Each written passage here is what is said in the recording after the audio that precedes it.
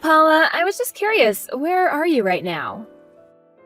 I'm in my bedroom, thank you very much. Why do you ask? Is there something you need from me? Well, I just wanted to let you know that I had finished making lunch. I tried calling upstairs towards your room, but there wasn't any answer, so I'm texting instead. Oh, I'm sorry about that. You really should try speaking up a bit more next time, dear. But thank you for the message. I'll head down to eat the food. So why don't you go run along now? Sorry, run along where? I haven't eaten yet either. Well, that's what I mean. Why don't you take your lunch and go eat it in your room? And don't even think about coming out until you've heard me go back upstairs. I don't even want to have to think about seeing your face while I'm eating. Do you understand me? Paula, how long are we going to do this for? Just how long are you going to ask me to go eat in a separate room from you? How long? Well, forever, of course. What kind of silly question is that? You know that seeing your face just instantly kills my appetite. I'll never be able to eat in the same room as you. Do I really have such a strong effect on you? Maybe if I had a better, cuter daughter-in-law to enjoy these meals with, then things would be different. But if I have to sit at the table with someone as ugly as you... Well, I'm very, very sorry that I was the woman that your son ended up marrying. Well, at least you apologize for it. It really is a shame, though. Not only are you already ugly to start with, but you also have those horrible burns on your face, too. Ugh. You really are just painful to look at through and through. I see, and that's how you really feel about me? But I suppose if you didn't have that horrible scarring, then my son probably would never have married you in the first place. Oh, he really is such a kind and caring boy. You really ought to consider yourself lucky, you know? I'm sorry, but what is that supposed to mean? I mean just what I said, Tabitha. I mean, you got those scars in a car accident while my son was driving, remember? You do remember how you got all those horrible scars on your face, don't you? It wasn't Logan's fault, though. There was so much snow that day that we could both barely see the road ahead of us. I never once blamed Logan for what happened to me. It was just an unfortunate event, nothing else. An unfortunate event, huh? Well, Logan only married you because he felt guilt about what happened. You do realize that, don't you? I also don't think that's what's going on either. We were already engaged to be married. That just proves his feelings for me didn't change after the accident. But you do know that he feels guilt about what happened, don't you? You know what a responsible boy he is. How could he not feel guilt about what happened? Do you really think that he still would have married you if you didn't end up as hurt as you did after the accident?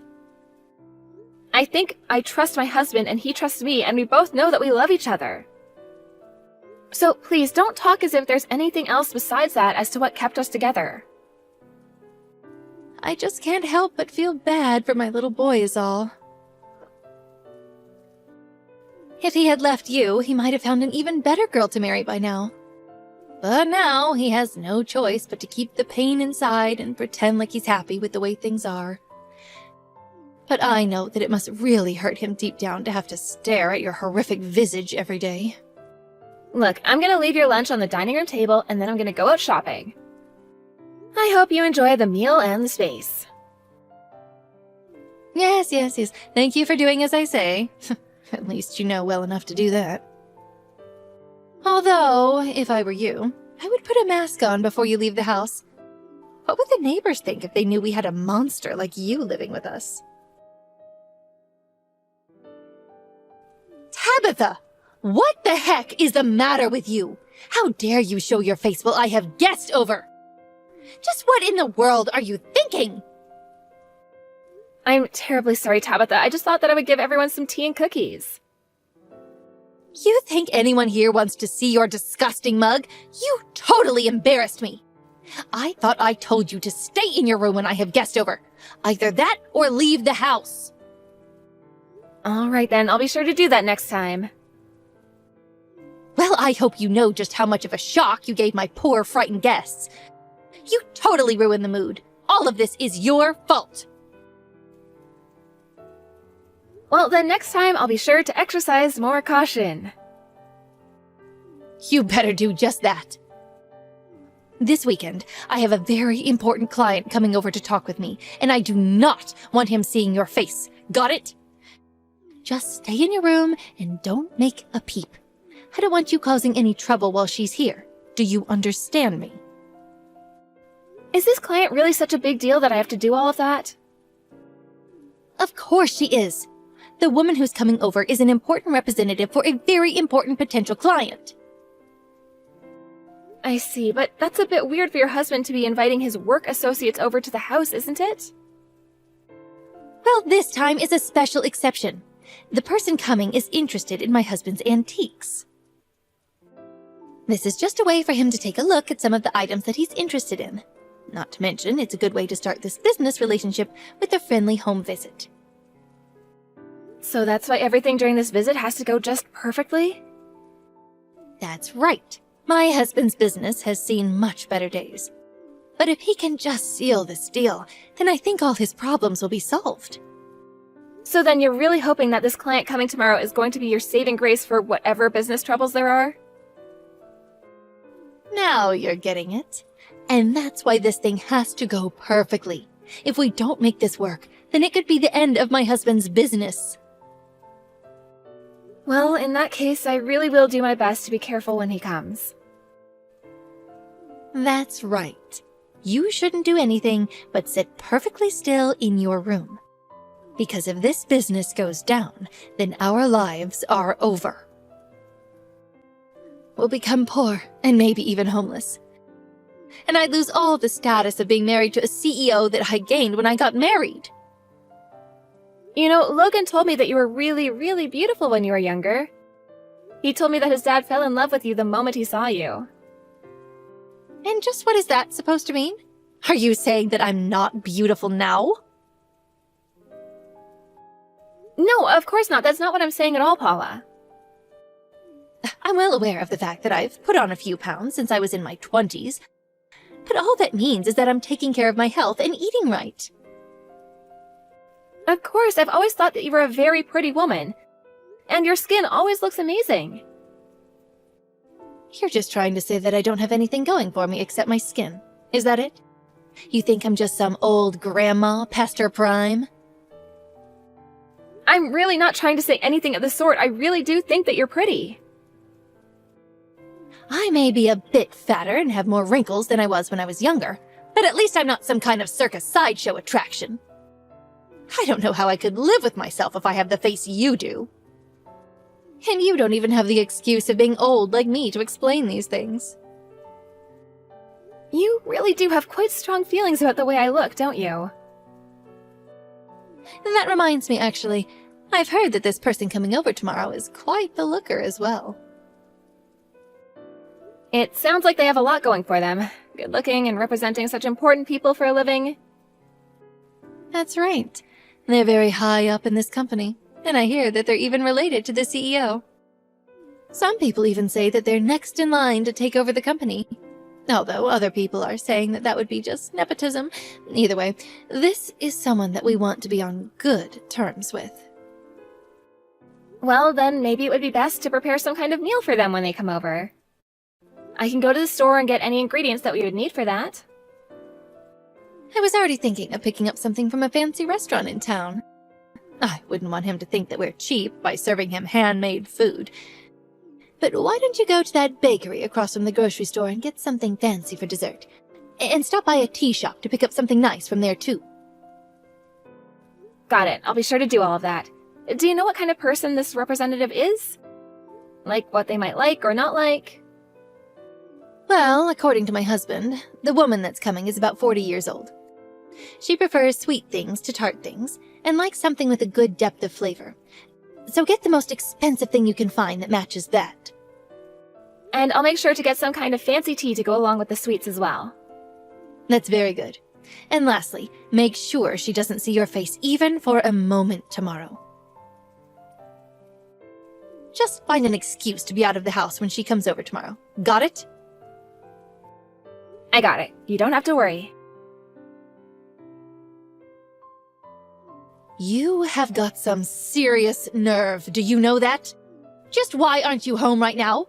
Are you trying to get out of having to do your chores? Get back home and get to cooking this instant. Wait, what? I'm sorry. I thought that you wanted me out of the house today. Should I come back? I'm not sure what you'd like me to do. You mean that you're still out doing the shopping? Oh, you're probably scaring half the town with that horrible face. But I thought that you wanted me out of the house. Just do as I say and get back here this instant. I'm sorry, did something happen with that important client of yours?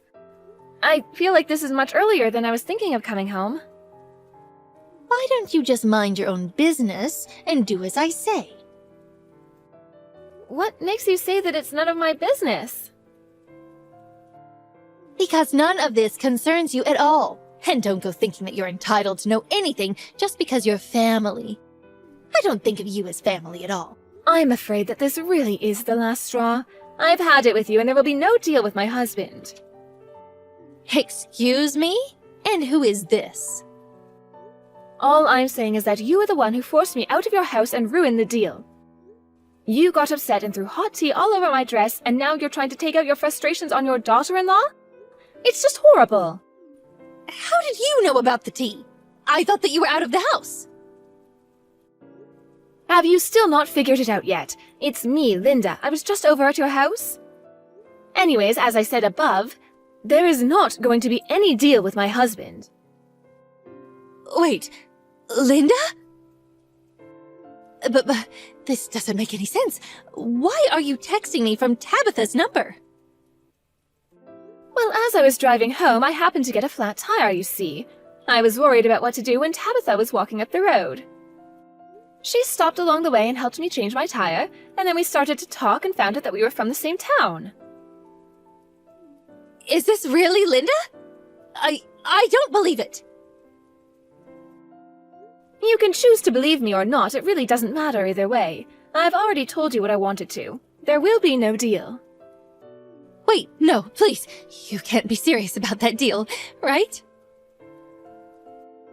I'm afraid that I'm very, very serious. And I will be telling my husband about this. After all, this is going to be the company I'm taking over. No, please, you can't. Can't we just start over and pretend like nothing happened? You can't actually be that upset over a little tea, can you?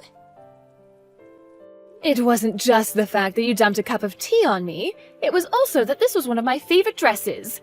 But even that's not the reason the deal is off. The real thing is that after all that, you are going to try and pin the blame for everything on your poor daughter-in-law. Don't you already treat her poorly enough? Why can't you just accept responsibility for what you've done? But you saw her face, right? You know what she looks like. With all that scarring? Oh, she's horrible. She looks like a monster. I don't think she looks like any of those things. But her skin, just looking at it makes me so queasy. You really don't think that at all? I think that it's obviously a bit different from other people's, yes, but I don't think that means it's horrific. It has its own sheen and beauty to it. Besides, just why are you, as Tabitha's mother-in-law, always trying to put her down? You should be supporting her as part of your family. But what's the point of pretending that she's beautiful? I mean, you're beautiful. Surely you must see the difference between you and her. I think that Tabitha's scars do make her beautiful and mark her as a survivor of someone no one would ever want to put themselves through. Where you see ugliness, I see strength. Not just physically, but mentally as well. You're really trying to find ways to defend how horrible she looks? Paula, do you mind if I ask just how old you are? I'm 59 years old. Why do you ask? I see. Well, did you know that I'm 56 years old? Wait, you are? I thought you had to be somewhere in your 40s. Well, I work very, very hard to take care of myself. I heard that you used to be beautiful once too. Tabitha told me all about how much value you put into your looks and how stunning you used to make yourself. I remember that when I walked down the streets, I would turn so many heads. Everyone wanted a date with me. But I suppose no one has been turning their head to look at you lately, yes? After all, you're much more to look at since you put on so much weight. To be honest, you look like a snowman come to life. But even then, I don't think that's what makes you ugly. You really think that's how I look? It isn't my fault. These things just happen when you get older. I can't help it. Oh, really? Because we're only 3 years apart, but you aren't really going to pretend that we look the same, are you? I keep my figure by always tracking what I eat and exercising regularly. Even Tabitha tells me she applies all kinds of creams and ointments to treat her skin. So just what kind of effort are you putting in to take care of your body, huh? And just what gives you the right to call your daughter-in-law ugly? Now, I know I've put on some weight since I was younger, but you can't honestly be saying that I'm uglier than Tabitha, right? I do think that you're ugly. I think that who you are on the inside shows through on the outside, and I think that you're just a very ugly person. Anyways, I may rethink my position on our business deal if you rethink how you treat people. You useless cow! This is all your fault. My life is coming apart, and it's all your fault. We've tried going back to Linda and apologizing over and over, and she won't listen. And just what does any of this have to do with me, Linda? It all has to do with you.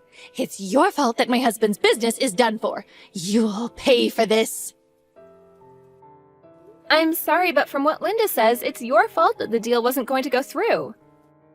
You threw her tea on her and then tried to take out your frustration on me, and that's why the deal didn't happen. Oh, just shut up. What do you know? Don't try and spin this against me. I know that it's only a matter of time until my Logan stops loving you. How could anyone love such an ugly girl? I want you to move out of this house right this instant.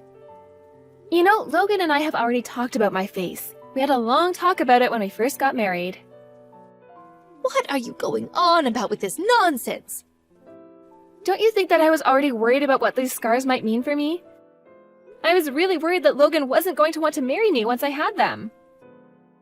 And he shouldn't have. I told you that no one would want to marry a girl that looked like you.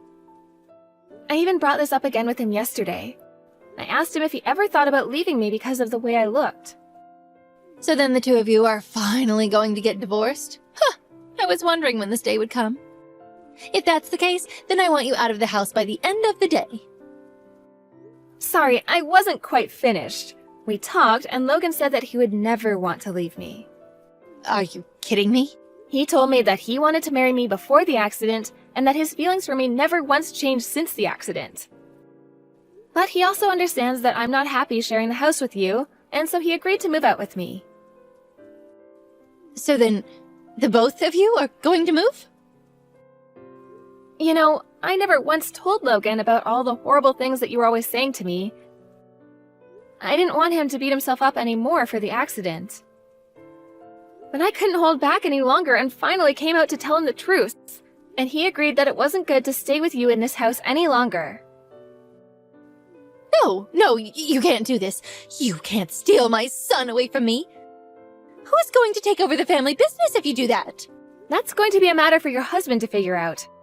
We've already talked about this with him, however. But you've already ruined the family business, and now you're going to take my son? You're horrible. I think the only horrible one here is you. Do you still not get why I decided to cancel the contract with you? Wait, is this Linda again? What is going on here? I realized that I might have been presumptuous, but I came over to recommend a fantastic plastic surgeon I know to Tabitha. A plastic surgeon? You mean one that would deal with all her scarring? That's right, this doctor's an old friend of mine from college. I understand that your son doesn't mind it one bit, but still, I think it's only fair that Tabitha knows that she has other options. But I still don't get why you don't want to do business with us. My husband and I already apologized to you so many times.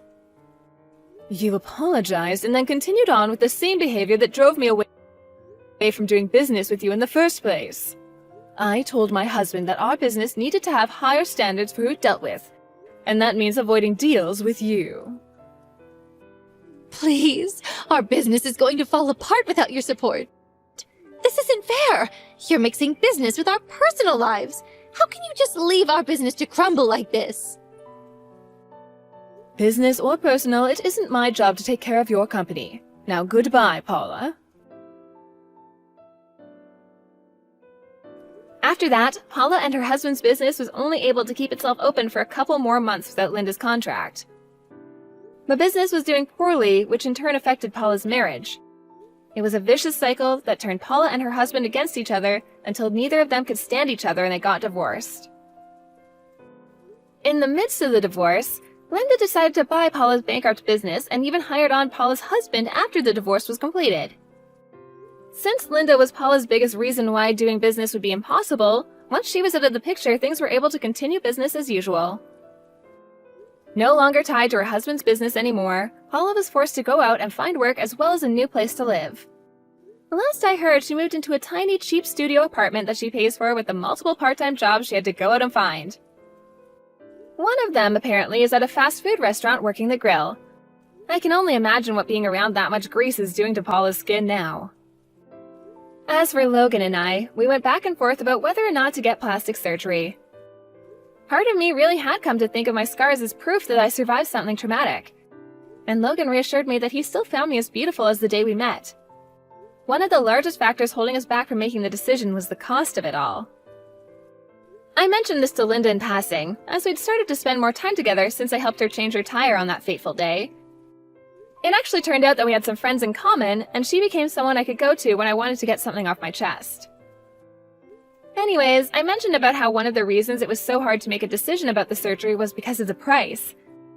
That was when Linda offered to help us finance the surgery. While I still haven't made up my mind, I can't help but feel so lucky that I have so many people in my life willing to support me, whatever choice I make. And I know that no matter what I do end up choosing to do, I already know that it'll be beautiful either way. Thank you for watching. If you like this video, please give it a thumbs up and don't forget to subscribe to see more content like this. Bert, we need to talk. To talk? Can you make it quick? The next race is about to begin. What do you want? You know I'm in a bad mood unless I'm doing what I want to do. If you have something to say, say it. As you can tell, I'm really busy. It's been 6 months since your mother has passed away, and Sage is now working and on her own. I think it's about time for me to be free as well. What nonsense! You want to be free? Even now you're living however you please. Do you really think so? I want to be free of you. Your jobs never last. When I ask you to find a new job, you fabricate an illness and stay in bed. Yet you are never too sick for gambling, drinking, or having your own fun. I even took you to the hospital for a checkup, but the doctor said you were in perfect health. How am I supposed to know? That doctor is probably a fake. You know my health issues are psychological. It's fatal, so there's no cure. I stayed with you up to now because your mother was very nice to me. And when I considered our daughter Sage, I thought divorce was not the answer. But I've had enough. I don't have any feelings towards you. None at all. So please, divorce me. Are you leaving me? I'm not working, and at this age, who'd hire me? If you abandon me, you're leaving me to the wolves. And if I die, it will be your fault. Stop with the sob story already. You don't know how hard I've been working while hoping you would change one day. But you'll never change. I'm sorry I had such high expectations. I can't be held responsible for your expectations. Anyways, I'm not worried.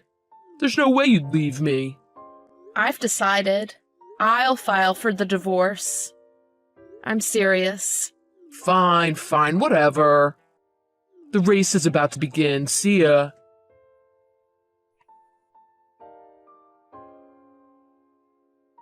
Where are you? Mom passed out. They've taken her to the hospital. Oh, it's you, Sage. How have you been? What are you saying? How can you ask me how I am? Mom passed out. Don't you care? There's no way Mom would pass out. I know you're lying. She's as healthy as a horse. She was overdoing it. They said she worked herself to the bone. It's all your fault. What are you talking about? How could it be my fault? How? It's all your fault. You care more about your own fun than working. You gamble away Mom's hard-earned money at the horse races. You complain she doesn't give you enough money. You hardly ever come home. Mom had to take care of Grandma and the house all by herself. I had to work, so I could only help her on the weekends. So that's why you think it's my fault? Then it's your fault as well, as you left home. I left home as I couldn't bear to spend any more time in the same space as you. Unlike you, I work hard and take care of myself without depending on anyone else. You go out and leave Mom with all the responsibilities. I can't help it if I can't work. I'm sick, you know. Do you want to kill me? What? You aren't sick. You don't work because you don't feel like it. Anyhow, Mom has been admitted to the hospital. She'll be here for some time. Really? Well, how long will she be in the hospital? And who's gonna take care of my meals while she's in the hospital? All you're worried about is your meals? I can't believe it. The doctors told me Mom has cancer. Cancer? Like a dancer? Just joking. She's overworked, and she has cancer. Well, that's deep. What's funny about that? It's not at all funny. Oh, that's what this is about. What?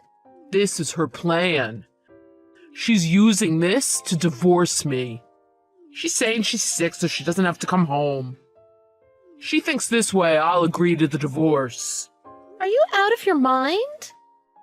Mom's illness and the divorce are unrelated. It's okay, you don't need to pretend. Sorry to drag you into our mess, Sage. You're a good daughter, looking out for Mom. She just wants me to pay her more attention. We're bound for life. She can never leave me. I know she's still madly in love with me. You're living in your own fantasy world. I give up. I'll take care of Mom on my own. I won't let you take advantage of her anymore. Mom and I have known each other for a really long time. I know her better than anyone else. Tell Mom to arrange something for my meals.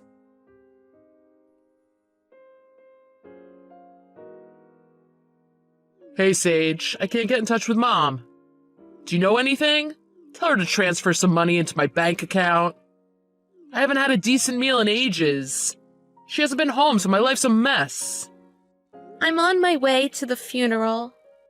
I don't have time to deal with the likes of you. What? Funeral? Whose? Mom's. Remember when I told you she had cancer? When the doctors discovered it, it was already too late. Her cancer was terminal. She had terminal cancer? No one told me anything. I told you she had cancer. You're the one who chose not to believe it. You weren't concerned about Mom working too much or being sick. I didn't want someone like that to bother Mom's remaining life. That's why I didn't say anything further.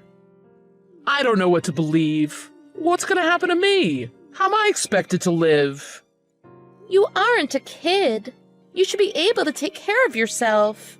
I'm the one who can't believe what's going on in your head. Rather than being sad Mom's passed away, you're worried about yourself? But as the funeral hasn't begun yet, I guess I can let you know where it will take place. Personally, I don't want to see you there.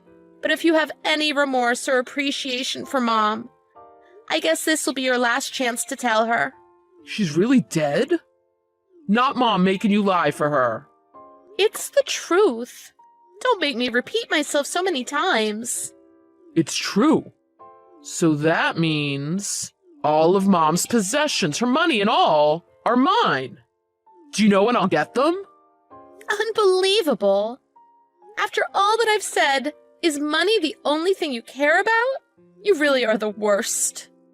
It's important. Oh, I'm so relieved. All's well that ends well, right? I thought I was going to end up on the streets and die alone. That may still happen. What do you mean? Why do you presume all of Mom's money will go to you? I haven't forgotten all the pain you've caused her through the years. I'm her husband. I'm sure there's some law that says I'll inherit her assets. Not a single penny from Mom's assets will fall into your hands. It's all been donated. Mom left me a portion as a gift for when I get married. But the rest of the money, it's all gone. You must be lying. Why'd she do that? What do you mean donated? Who gets the money? She obviously didn't want you to have any of her money. She gave it to someone who needed it to pay for their medical treatment. Mom was such a generous person, even until the end. Unlike you, who only thinks about himself. Wake up and realize Mom has washed her hands of you. You little brat. What about the inheritance from my mother? She was managing it. It was my mother's, so it's only logical that I should receive it. Oh, about that. Grandma left everything to Mom. What? You know Grandma was apologizing to Mom until the day she passed away. Grandma was so sorry about how she raised you and how much trouble you had caused Mom. That's why she left Mom the money. She wanted Mom to use it for herself. She arranged it with her lawyer so Mom would inherit it all without any problems. And the inheritance from Grandma has been donated due to Mom's passing. It's a lie. Why would she? Face it, both Grandma and Mom were sick of you. They gave up on you. Even I hate to think of you as my dad. Listen, Sage, you received some money from Mom, right? How about sharing a portion of it with Dad? If it's a wedding gift, it should be a sizable amount. Dad has no other means to survive. Why would I give you the money Mom didn't want you to have? Plus, I would rather die than have you waste any more of Mom's money. In that case, why don't you move back in with your old man? The house is in my name, so there's no issues. I won't even charge you rent. It's a win-win for you, right? It's a lose-lose. You're planning on mooching off of me next? You don't need to come to the funeral. Don't contact me ever again. Sage, I'm all that's left of your family. It makes no difference to me whether you're alive or dead. I don't have the time to deal with the likes of you. I'm really busy.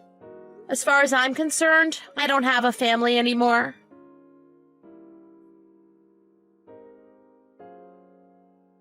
After all of that, Dad continued living at home as the house was in his name.